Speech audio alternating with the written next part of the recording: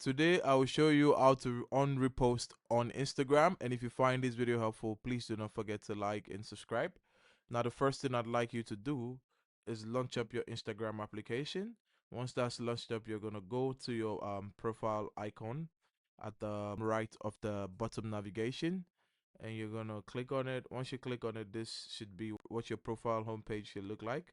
Now we're gonna scroll to the post, and once we get to the post, we're gonna slide to the right. The next slide after the first slide, which is the post, should be reels. Now after reels, you're going to slide again, and here you can find a repost. And once you find the video that you want to unrepost, you're going to click on it, and we're going to come to the vertical navigation on the right. We're going to come to the third option on it that has a check mark and a recycle side. We're going to click on it, and it's going to uncheck, and just like that, you should be able to unrepost.